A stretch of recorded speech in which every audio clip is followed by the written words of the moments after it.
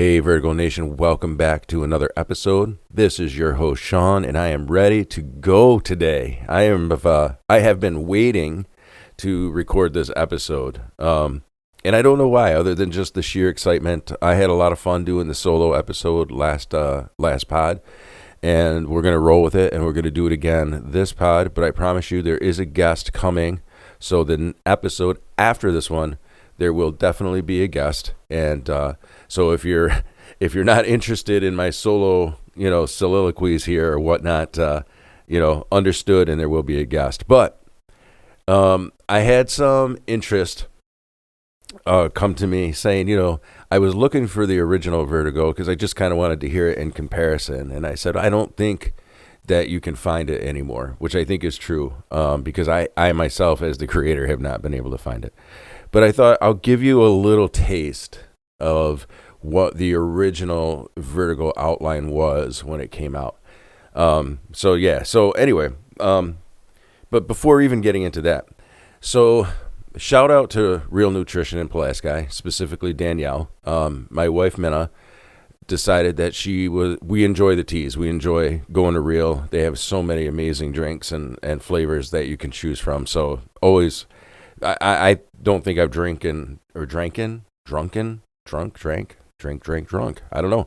I don't think I have had all of the tea flavors yet, but there are so many that are so good. So anyway, Minna decided that she was going to purchase into Herbalife. And so through Danielle from Real, she purchased, Herbalife. And so now we can make these teas at home. And so, when the drinks flavors come to you, they come in a pouch. And so Minna decided that she was going to buy these like vacuum seal containers and put the powders in that and set it up legit. So I get home from work the other day, man, and she's got all the tea, all the flavorings, from the pouches in these awesome little vacuum sealed plastic containers. They got a little black label on the front that you can write and chalk on with all the, flavors and whatnot. So it looks great, right? And so she says to me, I, just wanted to get this organized and whatnot. She's like, but I also want to show you this. She goes, this is so cool, right? And so she knocks one of the plastic things off of the shelf that it's on, and the thing tumbles down, right? So like, okay. Like, cool, didn't spill, whatever. So she gets it up and she goes, yeah. She goes, and then to unseal it, you just lift this latch and pull the top. Well, she does that in this fine dust, just because of the pressure, obviously, from being shaken and the vacuum seal. So she unpops the seal, man, and this fine dust just kind of comes into the air, right? And it didn't make a huge mess or anything. It wasn't like there was powder everywhere, but it was just that you could taste it, man, breathing it in through your nose and that grit, And so I'm swallowing, and I swallow this, this drink flavoring mix down the back of my throat, and I start immediately laughing. And so Min looks at me, and she's like, what are you laughing at? I go, I don't know why, but when that happened, so when when I inhaled the dust, and it went down the back of my throat, and I know at least my age group is going to appreciate this. And so if you don't get what I'm talking about, that's probably a good thing. But my age group for sure. So all of a sudden I look at her, I said, all of a sudden I had this memory of being in like second or third grade and it being like Halloween time when you could have candy in school. And when I was in elementary school, Halloween was pretty fun. Like, we went trick-or-treating to all of the, the different classrooms. You got to do a parade outside. There was candy. There was cupcakes. It was all homemade stuff. It was before any of that was a scare.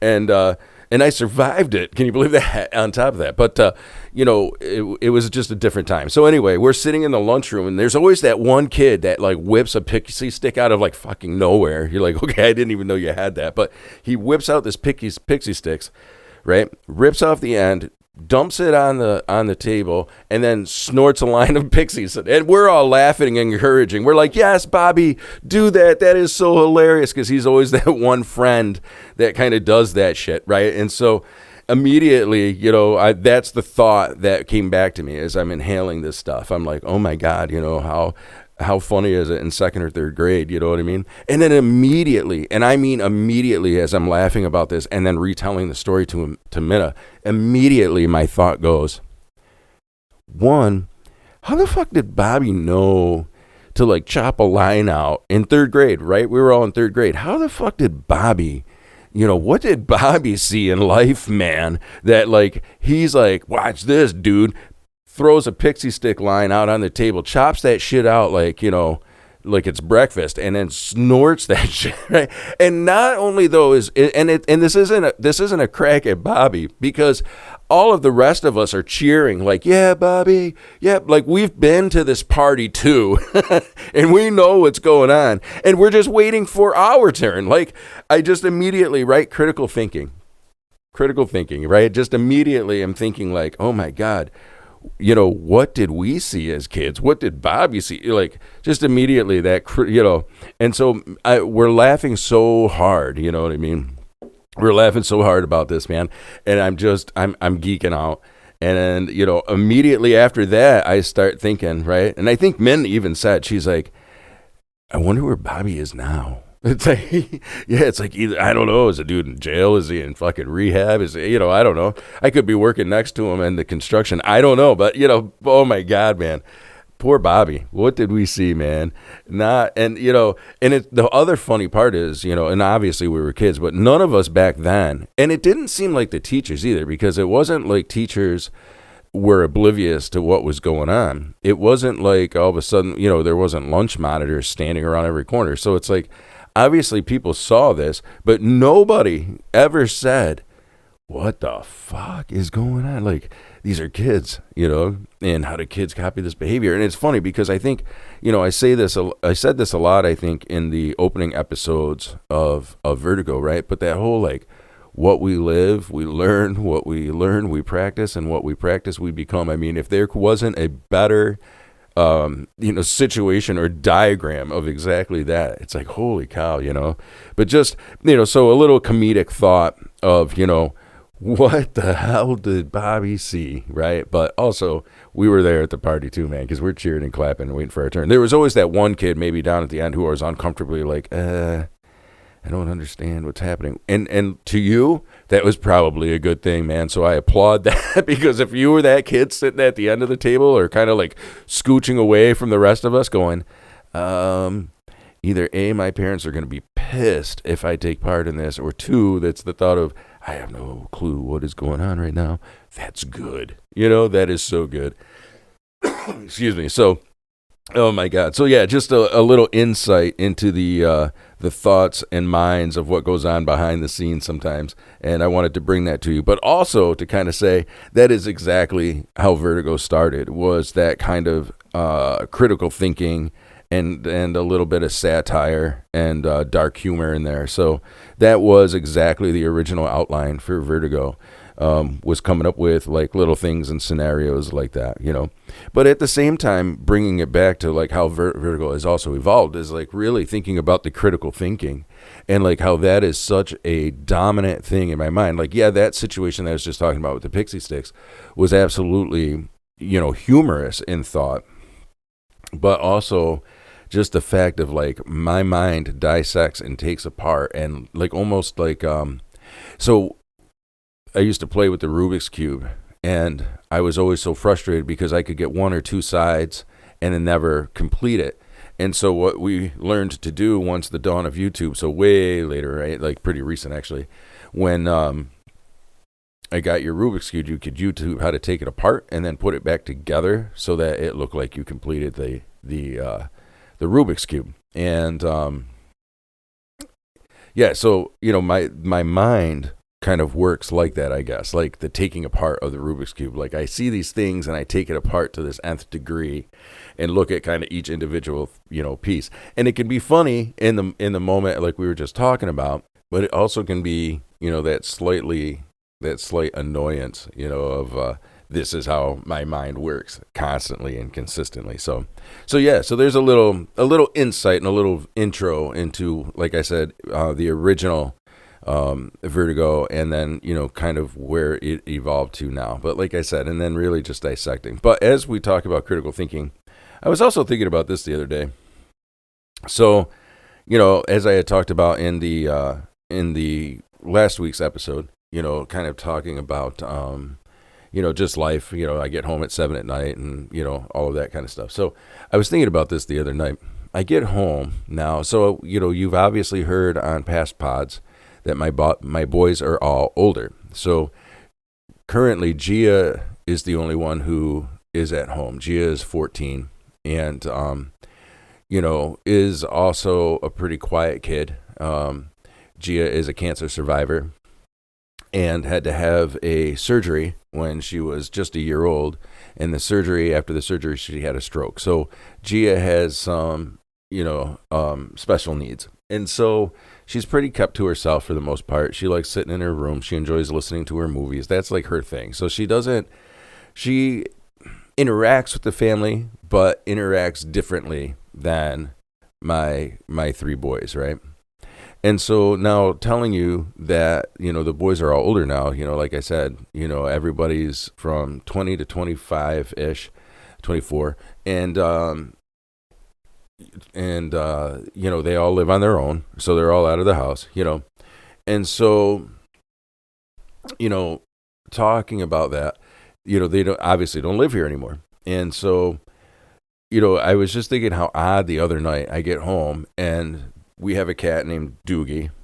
We'll get into that story another time. But I've got this guy hooked on Temptations. I think he's got a problem actually with Temptations, and I probably should seek some help, because the moment I get up in the morning, he is meowing at me, and if I'm not paying attention to him, he slaps me. Not in the mean, like, I don't know, typical like attitude cat fashion, but like this gentle, like, hey, I'm here, and I am so happy that you are up right now, because all night I have been here thinking that you might just give me a taste of Temptations. It's like, yes, Doogie, I understand, but let me at least like rub the sleepies out of my eyes and hit the toilet, okay, dude? And he's like, okay, I'll follow you. So and then I get home, and it's kind of the same thing. I get home from work, and he's usually sitting on this trunk that we use as kind of like a coffee table. And he'll sit there, and literally I'll walk by, and he'll tap me as I walk by. And then if I'm standing there talking to men per se, he's just sitting there staring at me. He'll climb my back, whatever, anything to get Temptations. So I give him Temptations, and then we have the dogs, and, the dogs all have different voices, and the dogs all have, backstories. And the other day I just kind of was sitting there in bed, and I'm thinking to myself, this is what my life has become, right? Since the kids have left. And that's not true, because we've always had backstories for our pets and stuff like that. But, the tending to the animals now in a way that it's like they've replaced how we tended to the kids when they all lived with us, you know what I mean? So it's just this thought of like, wow, I guess in a sense, there is a such thing as kind of that empty nester syndrome. Now, again, Gia's with us, and, has her obvious needs and whatnot. But again, her interactions are a little bit different. So at certain times during the day and night, if she's napping or sleeping, it's so quiet. It's so different, right, than what it was. And so, yeah, just thinking about like how the empty nester thing is such a, a thing, but also that, the breaking down of like, I also catch myself going back to the critical thinking, like breaking down the cat's behaviors. Like, wow, this cat has become so enamored with getting Temptations as treats that his behavior now is like centered around, how can I get treats? And I'm like, oh my gosh, man, like what did I do to this cat? Johnny's fucking snorting pixie sticks in second grade, and now the cat's like hooked on Temptations, and oh my God, no, I don't know. So anyway, but yeah, my life has just what it's become, since the kids have left. So just, these are the kind of things been thinking about throughout the week.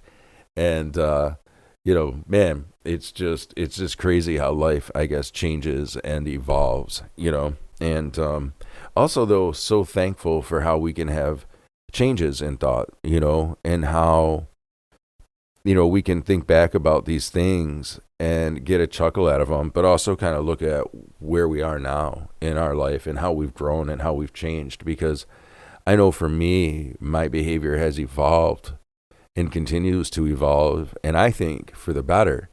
And how amazing is that, to kind of sit and also think about and, just kind of have these reflective moments where it's like, gosh, I can think of situations that I was in that I just handled so poorly or unhealthily, even in the least, And then I think forward to now and how like some of those similar situations we really have, or I have at least, really learned from, and just not take that for granted, but be able to reflect. So it's also kind of this same thing that I've been thinking about, like how weird it is, and not, maybe weird isn't the right answer, but just how our thinking and mind changes as we get older. And this was all kind of spurred from that story that I was telling you in the beginning of the pod with the pixie sticks, like how it just led me down this rabbit hole, so to speak, of just thinking about how we think and how our thinking evolves. And I guess it all ties back to critical thinking, but just how crazy, that all is. And just crazy. I'm going to pause for a quick minute because since we've talked so much about critical thinking, I kind of just want to read, a definition. And so I'll give you the AI overview since AI is such a huge part of our life now. But, critical thinking involves actively and skillfully evaluating, analyzing, and interpreting information to form judgments or solve problems. And it's funny because one of the biggest things that isn't necessarily an obstacle, but it very much can be, is I am a huge problem solver. I see a problem and I want to solve it. And that can be great maybe when it comes to work, career, stuff like that. But I've also realized where in life, just trying to be that critical thinker and trying to consistently and constantly solve problems has also led to, arguments. There's been plenty of times where I think even, Min and I have had arguments where it's like, I'm not listening because I'm trying to solve the problem. And so instead of listening, maybe she's not even asking me to solve the problem, but I'm not listening because in my mind, I'm taking apart all of these things and I'm trying to figure out how to solve this problem. And sometimes, you have to realize that like not every problem needs to be solved, that some things can't be solved and some things don't need to be solved, at least not here and now in this moment. And so for a critical thinker, those things can seem like mountains to climb, just because, again, you get so involved in the interpreting and dissecting that, you kind of lose focus, one, of the rest of the story, or maybe even lose the feeling. I think that's it for me sometimes. I don't catch the person's feeling, by the inflection of their tone or, whatever. So I miss some of that. And then it almost seem, I think, insensitive, so, just trying to think about like how critical thinking is great for my job because my job is basically problem solving, right? But in relationships and kind of being in friendships and obviously, my marriage and so forth, I can now begin to see. So age has brought this kind of cool wisdom, I guess, with it too, that, I can critically think about critically thinking. And maybe that's not age or wisdom. Maybe that's just being sick. I don't know. But yeah, man, that's it. So this has been kind of the things and I don't know, just kind of the thoughts, I guess, not things, but thoughts that I have been kind of like batting around, and also just was kind of excited to, kind of put out there, and that, I've talked so much on past episodes of being reflective and, what that means. And, I guess that's it, just really kind of, thinking about those things, and also like how to change them, I guess, and where things need to be changed, because not everything needs to be changed. So yeah, the illness of critically thinking about how you're a critical thinker. So moving on, I thought it would also be kind of fun on this solo episode to kind of do a segment. I've talked a lot about music. Obviously, Andy and I dedicated a whole podcast to music and what it means to us as individuals. And talking about that, man, I really need to figure out how to get that episode back, because I have just... That episode was so cool, and I just really feel like I want people to be able to hear it. So maybe I got to think about that. I got to think about how to do that. But yeah, so I thought it would be fun to kind of talk about each week, because my music, as Kelly and I were talking about in the episode that we did. So if you don't know what I'm talking about, go back and listen to the episode with Kelly. Kelly is in the house. Her and I talked about how much music for us can change with whatever mood we're in. And I thought it would be kind of neat to kind of talk about what's on my playlist, from week to week, because I've noticed that it does really change. And by, I guess, talking about it also is kind of reflective to the mood I've been in that week as well. And so this week for me, I put and you can always tell, again, this all ties back to the critical thinking, actually. So let me preface by saying this first. I can always tell, like, at what thought or problem or whatever it is I'm dissecting. You can almost tell in the music that I'm listening to, because I think the music almost in a spirit kind of represents, I guess, a little bit of the mood. And I'm talking specifically about the music, not necessarily the lyrics, because the lyrics for me bounce all over the place. I love lyrics. I love artists that write lyrics that have some kind of meaning to them, I guess. Meaning that you can tell in the song that they are behind either the story that they're telling or the emotion that they're conveying. So I love lyricists who really get into their songs that way. And even, or I guess singers that get into songs that way, because not every singer... I guess not every singer is the songwriter. So I guess let me go back and recant by saying I love singers that attach themselves either to the story that they're telling or the lyrics that they're singing, the emotion that they're conveying. So so don't necessarily read into the lyrics of the songs, because to me it just means that they're, I'm getting their vibe. And but then also, I guess there are certain songs where the lyrics absolutely maybe are. So I guess it's hard to say, but music definitely. So anyway, I get really explanatory. See, critical thinking. Critical thinking is just all throughout this episode. You can see how this just flows, right? So even in talking about the music. So anyway, mentally ill. Anyway,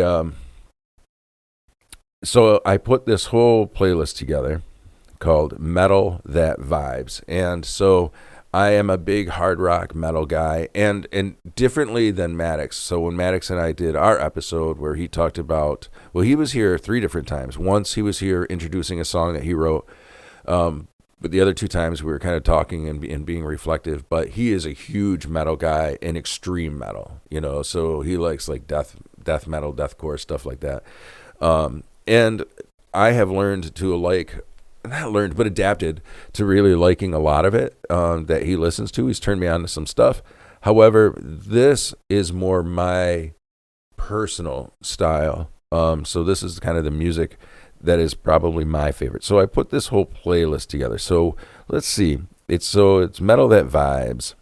And so it's definitely like a groove metal, like Pantera or... even that new metal spirit of like Rage Against the Machine. It's got that bounce to it. I love that. Like anything that you can kind of move to, that's the style. I'm even a sucker for good pop songs, man, that make you want to move, So a couple of things on here. Let's see. There's a new band that I just found called the Sons of Texas, and they've been around for a while, but I just discovered them. So there was a song, Never Bury the Hatchet, that I've been really into lately. It's just got such this cool, again, bounce vibe to it. I just love it. What else has been kind of a big thing on my playlist? Black Stone Cherry, if you've never listened to them, and are a hard rock, metal fan in the sense of like maybe Ozzy Osbourne or that kind of like older style of metal, but they're a new school band, but they're really good. So Sons of Texas, of course Shinedown is always in there. I'm a big Shinedown fan, especially their early albums. Black Label Society, another one that's been big on my playlist here as I'm digging through it. Saliva, of course. How can there's definitely a guilty pleasure of that whole new metal, rap metal thing. I don't know, man. I am a sucker for some Limp Bizkit. I'm a sucker for some Rage Against the Machine. And Saliva, of course, was also one of those earlier, new metal bands that were kind of doing the whole rap metal thing, even though I think they kind of quit that as they got into their albums. But all of them did. Papa Roach. Papa Roach's first album was huge, like rap metal album. I don't think they do any of that anymore. But, a little guilty pleasure. So, yeah, so that's kind of what else is on here. Bad Omens. So that's a little bit on the newer side. Korn, of course, like I already said. So, yeah, I've been definitely in this more of a metal mood or hard rock, whatever you want to call it. That's definitely been my mood over the past week. And, to me, I think because we had some really great weather in there, we had a lot of, sunshine days. It was actually nice to get out of work at 6 at night, driving back from Fayetteville to, going from Fayetteville to home in Pulaski. And, those nights where you can just, the sun is still shining bright in the sky, man, but it's also 80 degrees, so you can be flying down 81 with the windows open.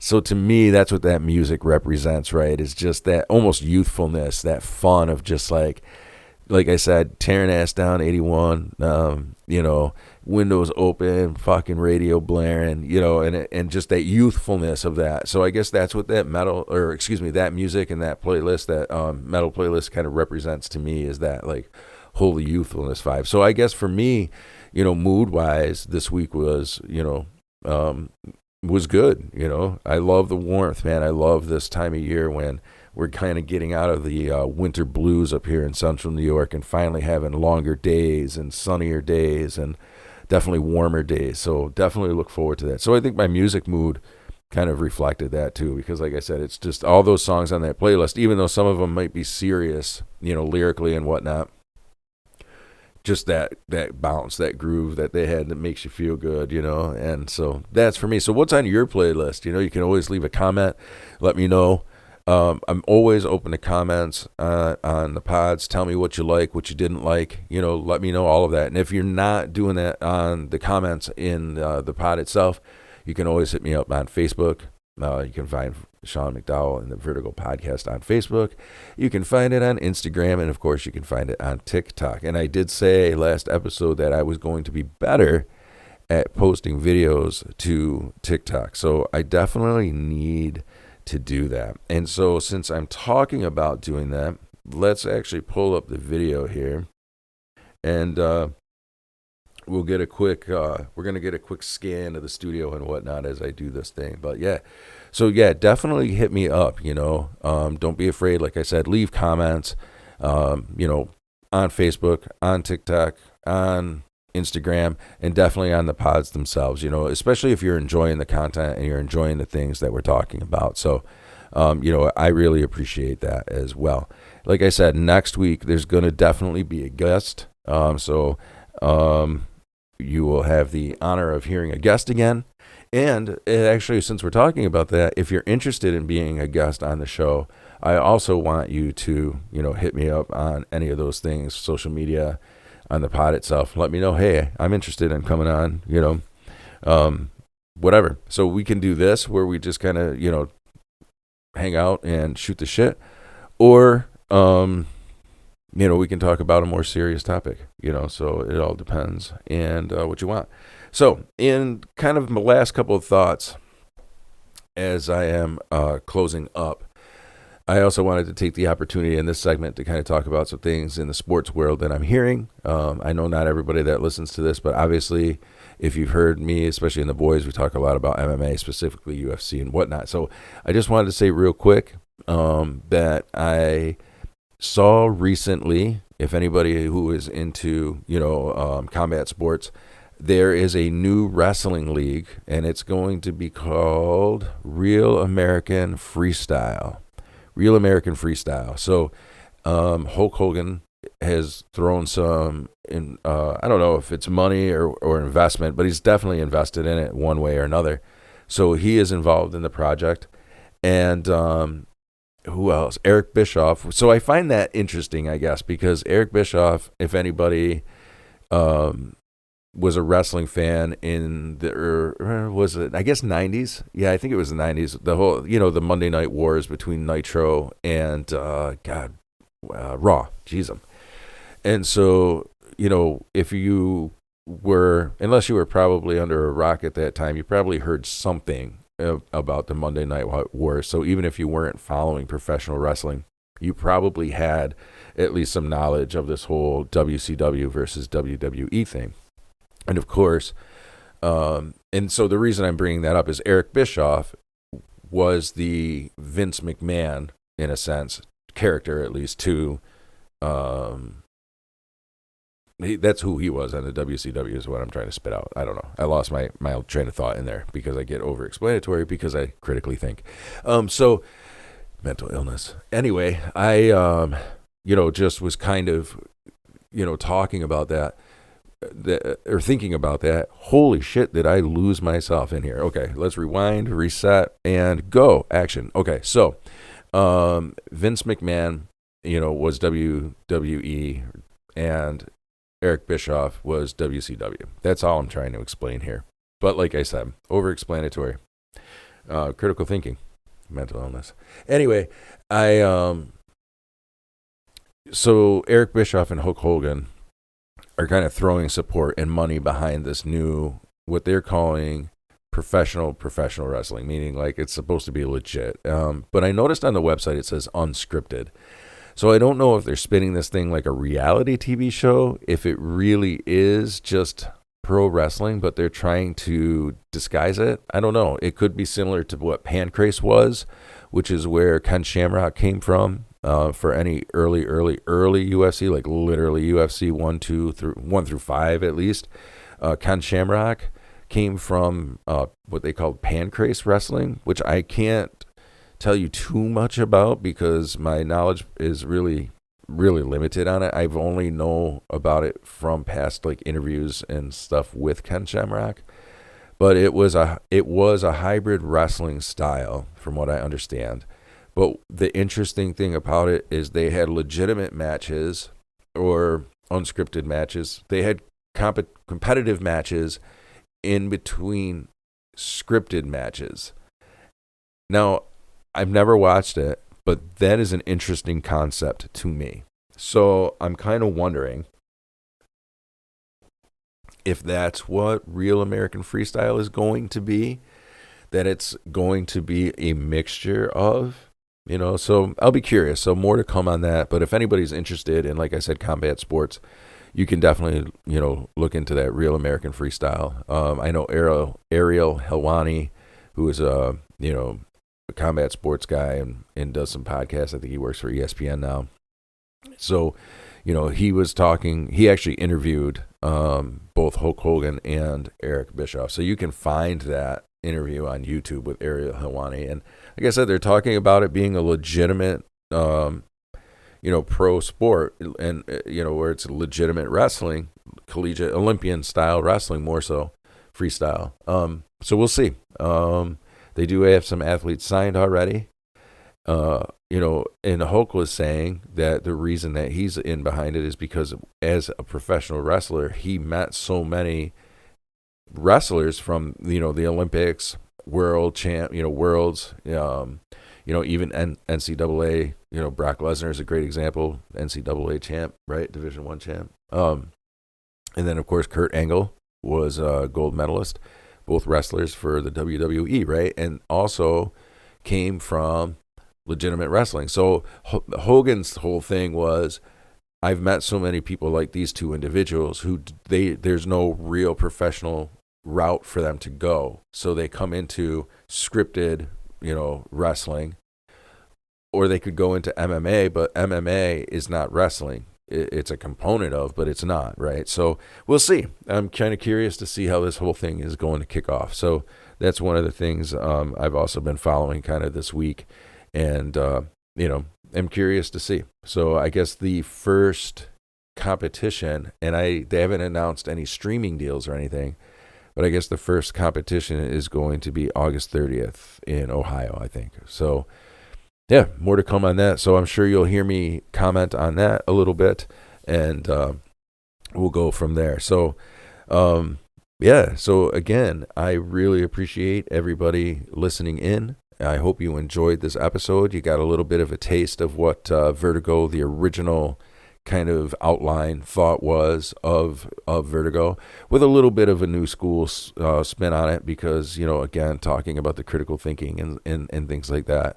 I think that was always my thought process, even with the original Vertigo, kind of outline, was to try to take it deeper. But at that point in time, I wasn't there yet. I wasn't thinking in the same, way, I guess. So it kind of fell short in the sense that the satire and the dark humor part of it, I think, was there, but it didn't translate to much, in my opinion, at least. So, yeah, hey, if you enjoyed this episode, let me know.